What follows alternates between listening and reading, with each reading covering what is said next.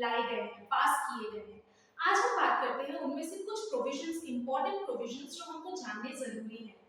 सबसे पहला, कोई भी एब्सकॉन्डर है, कोई भी इंसान जो देश छोड़ के भाग गया है, जिसको भगौड़ा घोषित कर दिया गया है, अगर वो वापस इंडिया आके 90 दिन के अंदर कोर्ट में प्रेजेंट नहीं होता तो भी उस पे केस चलता रहेगा और उस पे जजमेंट भी दिया जाएगा।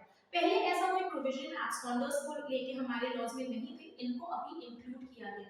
सेकेंडली, अगर हम बात करें मॉब लिंचिंग की, मॉब लिंचिंग हमारे सोसाइटी का एक बहुत बड़ा प्रॉब्लम है जिसके बारे में पुराने लॉज में बात नहीं की गई थी। इस नए लॉ में प्रोविजन दिया गया है कि अगर कोई भी इंसान मॉब लिंचिंग में इन्वॉल्व होता है तो उसको डेथ पेनल्टी तक की सजा दी जा सकती है। नेक्स्ट हम बात करेंगे, कोई भी इंसान अपनी आइडेंटिटी को छुपाकर या फिर शादी का फेक प्रॉमिस करके अगर किसी लड़की के साथ सेक्सुअल इंटरकोर्स करता है तो उसके बारे में भी इस पर्टिकुलर भारतीय न्याय संहिता में बात की गई है, जिसमें बोला गया है कि उनको स्ट्रिक्ट पनिशमेंट्स दिए जाएंगे और इसको ऑफेंस की कैटेगरी में डाला गया है। जीरो एफआईआर, जहां पे पुलिस बहुत बार एफआईआर फाइल करने से मना कर देती थी, ये कह के कि भाई हमारे एरिया का मामला नहीं है, हम नहीं इसमें इन्वॉल्व होंगे। यहाँ पे हमारे लॉज ने अब बोला है कि जीरो एफआईआर के प्रोविजंस को ऐड करना जरूरी है। कोई भी पुलिस स्टेशन हमारे इलाके का मामला नहीं है बोल के एफआईआर लॉन्च करने से मना नहीं कर सकती। ऑल्सो इन्वेस्टिगेशन करके विद इन 90 डेज उनको रिपोर्ट सबमिट करना पड़ेगा। उसके बाद हम आते हैं फॉरेंसिक इन्वेस्टिगेशन पे।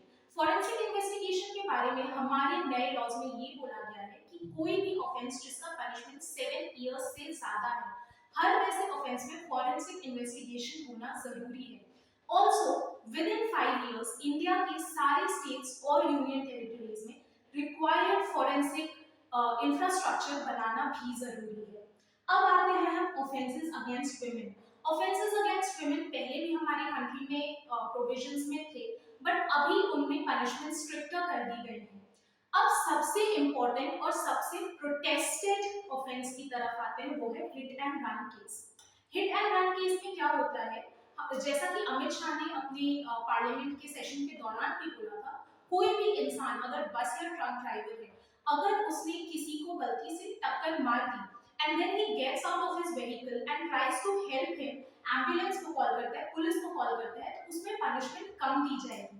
लेकिन अगर कोई किसी को हिट करके वहां से उसको बचाने की, उसकी हेल्प करने के बजाय वहां से भाग जाता है और बाद में पुलिस उसको अरेस्ट करती है, तो उसमें 10 इयर्स तक की सजा दी जा सकती है, प्लस फाइन भी लगेगा।